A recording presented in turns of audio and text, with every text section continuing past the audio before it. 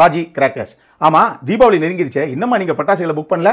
தரமான பட்டாசுகள் நியாயமான விலையில் வாங்கக்கூடிய ஒரே இடம் ராஜி கிராக்கர்ஸ். இவங்களுடைய பட்டாசுகள் தரமாக இருந்ததுனாலையும் இவங்களுடைய ஆடை நம்ம சேனலில் ப்ரொமோட் பண்ணி நம்ம வியூவர்ஸ் கிட்ட இருந்து நல்ல ஒரு ரெஸ்பான்ஸ் அண்ட் புக்கிங் அப்படிங்கிறது இவங்களுக்கு கிடைச்சதுனாலையும் ஆகஸ்ட் அண்ட் செப்டம்பர் மந்தில் கொடுத்த அதே 85% டிஸ்கவுண்ட்டை இப்போ இவங்க அக்டோபருக்கும் எக்ஸ்டெண்ட் பண்ணியிருக்காங்க. 10,000 ரூபாய்க்கு மேலே பட்டாசுகளை புக் பண்ணுறவங்களுக்கு தமிழ்நாடு முழுக்க ஃப்ரீயாக டெலிவரியும் பண்ணி தராங்க. ஃபில்மி கிராஃப்ட் அப்படிங்கிற இந்த கூப்பன் கோடை யூஸ் பண்ணீங்க அப்படின்னா உங்களுக்கு இன்னும் அடிஷனலாக 5% டிஸ்கவுண்ட்டும் கிடைக்கும். இவங்களுடைய புக்கிங் சைட்டையும் கான்டாக்ட் டீடைல்ஸையும் நான் கீழே டிஸ்கிரிப்ஷனில் விடுறேன். அப்புறம் என்ன, இந்த தீபாவளிக்கு தரமான பட்டாசுகளை ராஜி கிராக்கர்ஸ் கிட்ட புக் பண்ணுங்க. தீபாவளியை சேஃபாகவும் சந்தோஷமாகவும் கொண்டாடுங்க. சிவதா மற்றும் ரம்யா பாண்டியன் நடிக்கும் கைலன் அக்டோபர் 10 முதல் தமிழகம் எங்கும் அனைத்து திரையரங்குகளில். இந்த தீபாவளிக்கு உங்களுடைய பிசினஸை எப்படி ப்ரொமோட் பண்ணணும் அப்படின்னு தெரியலையா? அதுக்கு தான் இருக்கிறாங்க கிரியேட்டிவ் ஆட்ஸ். 20 வருஷமாக அட்வர்டைசிங்கில் எக்ஸ்பீரியன்ஸ் இருக்கிற இவங்க இப்போ டிஜிட்டல் வால் பெயிண்டிங்ஸ் இன்ட்ரடியூஸ் பண்ணியிருக்காங்க. ப்ராசஸ் ரொம்பவே சிம்பிளுங்க. ஜஸ்ட் நீங்கள் ஆர்டர் பண்ணால் போதும். லோக்கல் பெர்மிஷன்லேருந்து எக்ஸிக்யூஷன் வரைக்கும் எல்லாமே இவங்களே பார்த்துப்பாங்க. தமிழ்நாடு முழுக்க இப்போ இவங்க சர்வீஸ் பண்ணி கொடுத்துட்டு இருக்காங்க. ஆல்ரெடி முத்தூட், வோடஃபோன், பெப்சி, பச்சேபாஸ், கலர்ஸ், விஜிஎன் பில்டர்ஸ், அருணெக்ஸல்லோ அப்படின்னு பெரிய பெரிய பிராண்ட்ஸுக்கு இவங்க ஆல்ரெடி பண்ணி கொடுத்துக்கிட்டு இருக்காங்க.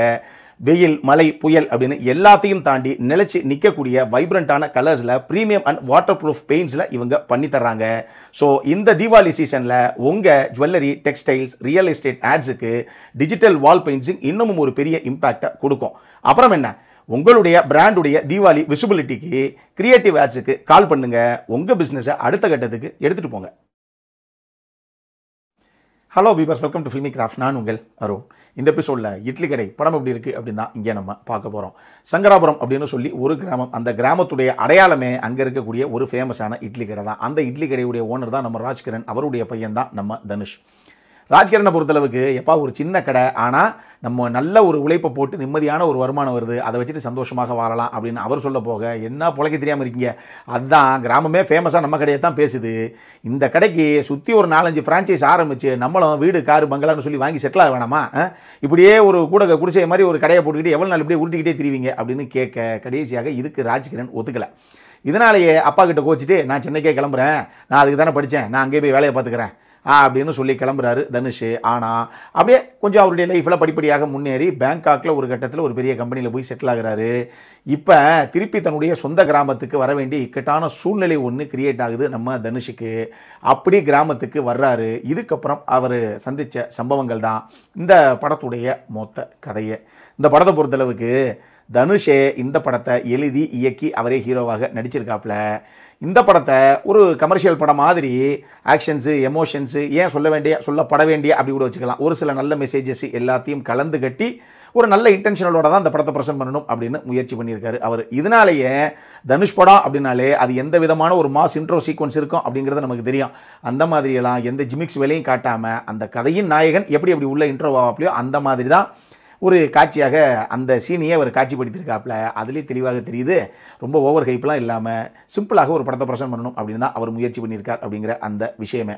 இந்த படத்தை பொறுத்தளவுக்கு ஒரு சில நல்ல சொல்லப்பட வேண்டிய மெசேஜஸையும் அவர் கன்வே பண்ணியிருக்காரு. உதாரணத்துக்கு, இங்கே பாருப்பா, அப்பா அம்மா உயிரோடு இருக்கும்போது அவங்களோட சந்தோஷமான தருணங்கள் எல்லாத்தையும் செலவழித்து அவங்களை எப்படி பத்திரமா பார்த்துக்கணுமோ பார்த்துக்கங்க, செத்து போனதுக்கப்புறம் கொண்டாடி எந்த பிரயோஜனமும் கிடையாது அப்படின்னு அவர் சொன்ன அந்த மெசேஜ் ஆகட்டும்.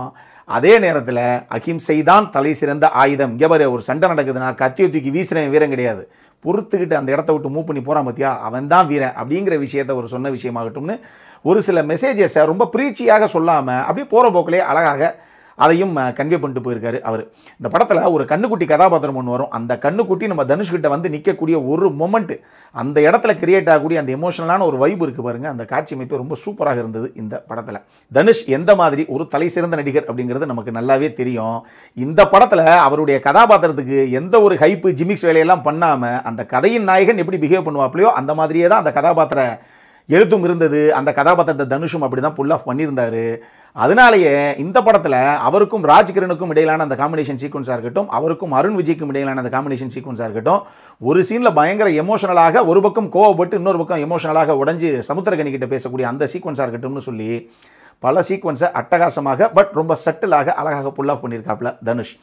அதே மாதிரியே ராஜ்கிரண் 2 சீன் 3 சீன் வந்தால் கூட எங்க அந்த கேரக்டருக்கு அவர் தாங்க, வேறு யாரும் பண்ணால் சரியாக இருக்காதுல்ல அப்படிங்கிற அந்த ஃபீலை கொடுத்துருக்காப்புல ராஜ்கிரண். ரொம்ப அழகான ஒரு பர்ஃபார்மன்ஸு அவர்கிட்ட இருந்துமே. இது போக இவங்க 2 பேர் போக சத்யராஜ் ஆகட்டும், அருண் விஜய், இளவரசு, பார்த்திபன், சமுத்திரகனி அப்படின்னு சொல்லி இந்த பக்கம் எல்லாரும் அவங்கவங்க கொடுத்த கதாபாத்திரத்தை ரொம்ப கணக்கச்சிதமாக பண்ணியிருக்காங்க. பார்த்திபனுக்கெல்லாம் 6 அறிவு அப்படின்னு சொல்லி ஒரு கதாபாத்திரம். ஆனால் அந்த கதாபாத்திரம் 6 அறிவு இருக்கக்கூடிய ஒரு மனுஷன் என்ன வேலையை எப்படி பண்ணுவானோ, மனுஷன் இப்படி தாங்க இருக்கணும் அப்படிங்கிற மாதிரி ஒரு நல்ல கதாபாத்திரம் அது. அவர் நல்லா பண்ணியிருந்தார் அந்த ரோலை. இந்த பக்கம் பார்த்தீங்கன்னா நித்யா மேனன், ஷாலினி பாண்டே, கீதா கைலாசம்னு சொல்லி இவங்களும் அந்த கதாபாத்திரத்துக்கு என்னென்ன தேவையோ அதை நேர்த்தியாக நீட்டாகவே கொண்டு வந்தாங்க ஸ்க்ரீனில். இது போக எப்போ கடைக்கு வந்தாலும் டெய்லி வரக்கூடிய ஒரு கஸ்டமர் கதாபாத்திரம், ஆனால் இட்லியை சாப்பிட்டு எப்படி இருக்குது அப்படின்னு சொல்லி சொல்லும் அந்த ஓனர்கிட்ட. அந்த மாதிரி ஒரு கதாபாத்திரம், அதை ப்ளே பண்ண ஆர்டிஸ்ட்னு சொல்லி அவரும் நல்லாவே பண்ணியிருந்தார் அந்த கதாபாத்திரத்தை.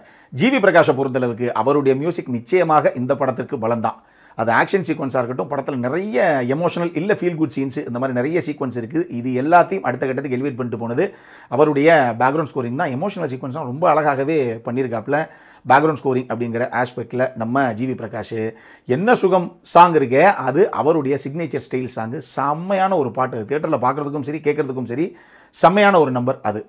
இப்படி பல விஷயங்கள் ஒரு பக்கம் இந்த படத்தில் இருக்குது. அப்போ அந்த படத்தில் என்ன சார் பிரச்சனை அப்படின்னு கேட்டிங்கன்னா, முதல்ல அந்த படத்துடைய ட்ரெய்லர் கட்டை நீங்கள் பார்த்தீங்க அப்படின்னாலே அதில் இல்லாத விஷயங்கள் படத்தில் ஒன்றும் பெருசாக இருக்காது அப்படிங்கிற அளவுக்கு ட்ரெய்லர்லேயே கிட்டத்தட்ட மொத்த கதையும் இதுதான் அப்படிங்கிற அளவுக்கு இந்த டீம் தெளிவாக ரிவீல் பண்ணிருச்சு. இந்த அளவுக்கு எக்ஸ்பெக்டேஷனோட வாங்க அப்படின்னு. உண்மையாகவே அதனாலேயே இந்த படம் பார்க்கும்போது நமக்கு ரொம்ப ப்ரிடிக்டபிளாகத்தான் இருக்குது. இந்த மாதிரி கதைக்களங்களை திரைக்கதையில் தான் சுவாரஸ்யப்படுத்த முடியும். பட் அந்த மேஜிக்கை படத்துடைய ஃபர்ஸ்ட் ஹாஃபில் தனுஷ் ரொம்ப நல்லாவே ஹேண்டில் பண்ணியிருந்தார். ஒரு சாதாரண கதை தாங்க அப்படின்னு இருந்தால் கூட அந்த கதைக்குள்ளே நமக்கு இருக்க வேண்டிய அந்த கனெக்ட் ஆகட்டும், அப்பா பையனுக்கு இடையில என்ன கான்ஃப்ளிக்ட், ஆனால் எங்கே எமோஷனலாக 2 பேரும் கனெக்ட் ஆகுறாங்க அப்படிங்கிற விஷயமாகட்டும்னு சொல்லி படத்துடைய ஃபர்ஸ்ட் ஹாஃபை முடிஞ்ச அளவுக்கு நம்ம பார்த்து பழகின காட்சிகளாக இருந்தால் கூட ஃபர்ஸ்ட் ஹாஃப் ரொம்ப சுவாரஸ்யமாகவே ப்ரெசென்ட் பண்ணியிருந்தாப்புல தனுஷ். வேற செகண்ட் ஹாஃபுக்குள்ளே போகும்போது தான் தனுஷுக்கும் வில்லனுக்குமான அந்த கான்ஃப்ளிக்ட் அப்படிங்கிறது கொஞ்சம் பெருசாக கிரியேட் ஆகுது. செகண்ட் ஹாஃப் இன்னமே கூட சுவாரஸ்யமாக பண்ணியிருக்கலாம், ஃபர்ஸ்ட் ஹாஃப் அளவுக்கு செகண்ட் ஹாஃப் பெருசாக சுவாரஸ்யமாக இல்லைங்க அப்படிங்கிற மாதிரியும் ஒரு விஷயம் நமக்கு தோணத்தான் செய்யுது. இந்த படத்தில் நித்யா மேனனுக்கும் தனுஷுக்கும் இடையிலான அந்த ரிலேஷன்ஷிப்பே கூட நல்லா தான் சொல்லியிருக்காங்க. பட் இன்னமுமே பயங்கர எமோஷனல் கனெக்டை கொடுக்குற மாதிரி கொஞ்சம் சொல்லியிருக்கலாமா பெட்டராக அப்படிங்கிற மாதிரியே நமக்கு தோணுது. அருண் விஜயுடைய கேரக்டர் இருக்கு, அந்த கேரக்டர்லாம் இந்த கதைக்கு கடைசியாக கிளைமேக்ஸில் எப்படி மாற்றணுமோ அந்த மாதிரி மாற்றிருக்காங்கன்னு வச்சுக்கோங்களேன். ஆனால் அந்த மாதிரி ஒரு சில ரியல் லைஃப் கேரக்டர்ஸ் நானே கடந்து வந்திருக்கேன். அந்த ஜென்மங்கள்லாம் திருந்தாது சாகுற வரைக்கும். கடைசி வரைக்கும் நான் இப்படி தாண்டா சாவேன் அப்படின்னு ஒத்த காலில் நிற்கக்கூடிய கதாபாத்திரங்கள் அதெல்லாம் அருண் விஜய் ரொம்ப நல்லா புல் ஆஃப் பண்ணியிருந்தார் அந்த கேரக்டரை. ஆனால் அந்த கேரக்டர் அது சினிமாவுக்காக ஒரு சில விஷயங்களை மாற்றி அப்படி கடைசியாக கொண்டு வந்திருக்காங்கன்னு வச்சுக்கோங்களேன். அப்படியெல்லாம் மாறுற கேரக்டர்ஸே கிடையாது அதுங்க.